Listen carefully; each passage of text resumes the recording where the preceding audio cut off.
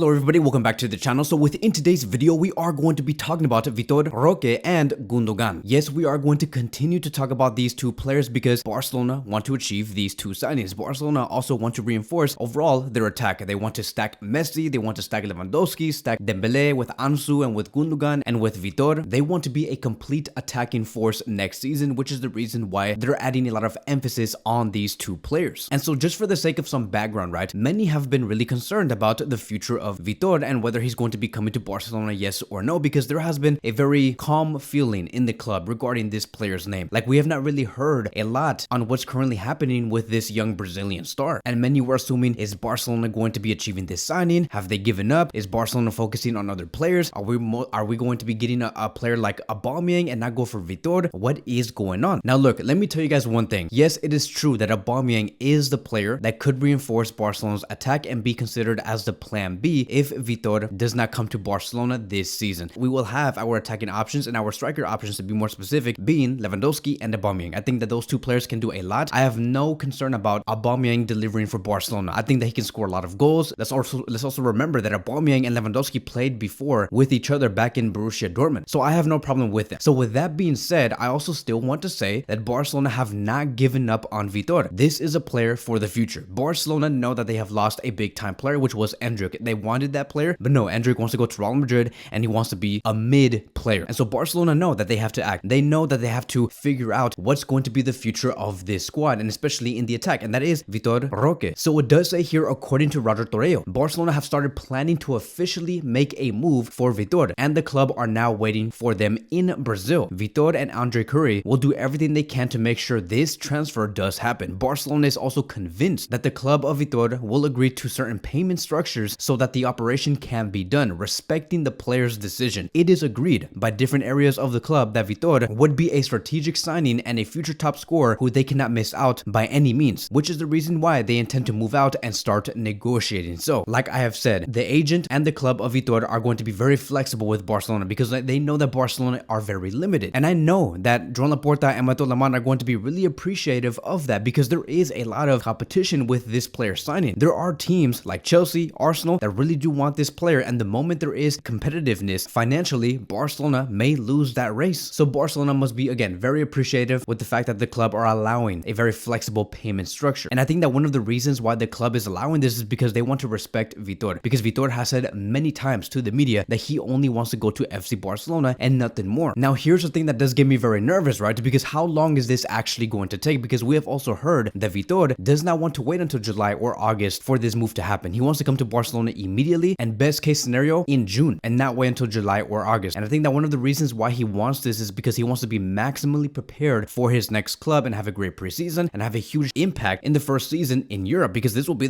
considered as his first season in Europe once he does make a move outside of Brazil. So it's a huge deal for him, and I understand why he wants this to happen as soon as possible. And so with that, Barcelona do have immense pressure because they have to fix their finances, they have to reduce a chunk of their expenditure. We know that the people within this club are working so many hours to find out economic solutions to bring the player in. And let me tell you guys, I think that one of the reasons on why it's taking such a long time is because Barcelona also want to prioritize, I think, Messi, Inigo Martinez, and Gundogan, three players that will definitely improve the squad, and then they will go for Vitor. I also did state before that Messi would probably be considered as the first signing for this club in the summer, so I think that it will be Messi first, the second will be Inigo Martinez, third Gundogan, and then fourth Vitor. And let me ask you guys this, for some reason, right, if this ends up happening, if Vitor goes to a different club, and let's just say, for example, he chooses to go to Arsenal or like to a team like Chelsea, and he does not come to Barcelona, would you guys be satisfied with basically sacrificing Vitor to bring back Messi, bring in Inigo Martinez, and also bring in Gundogan? Because it's not going to be an easy run. There's like so many things that Barcelona have to do to fit these players in the wage bill. Messi is going to be costing 30 million euros net per season. Inigo Martinez is going to be costing around 3 to 4 million euros net per season. Gundogan, we have just heard, and we will talk about this player later, will be costing around 8 million euros net per season. And with Vitor, they're probably going to be paying him around 6 to 7 million euros net per season. So there is a lot that they have to like really fix in the wage bill. They have to show to the league that they can afford these players. So Barcelona are in constant contacts with La Liga officials trying to seek that clearance for this transfer. And I want to make this very clear. They're looking for the clearance of Messi first, then they will be looking for Inigo Martinez, then Gundogan, and then Vitor. But man, let me tell you, is this going to be a very tricky tricky situation because now I've also heard that PSG are also very interested in Vitor. And if it wasn't for Vitor's decision to only move to FC Barcelona, this club of Vitor would have probably looked for the highest bidder because Chelsea, Arsenal, PSG are on the line. So it is a very crucial time for FC Barcelona right now, and we'll see if Barcelona can get this done. Now let's move on towards the next topic of today, and now let's talk about Gundogan. And it says here, according to Tony Juan Marti, Gundogan is willing to reduce his salary to join Barcelona and earn 6 million euros net per year. Barcelona have offered Gundogan a 2-year deal plus a 1 optional year, in which he will receive a higher salary in the second season. Gundogan is taking his time before deciding his future and is assessing everything. A move to Barcelona is an incentive on a personal and family level. At the same time, the player is clear he does not want to change his life for only 2 years. He wants stability, and Manchester gives him just that, both a vital and sporting level. Joan Laporta wasn't too open on his signing before, but now he is at the moment. And so look, I was watching Gundogan a few hours ago when I saw Gundogan face Bayern Munich, and especially in that second leg. And the one thing that I can basically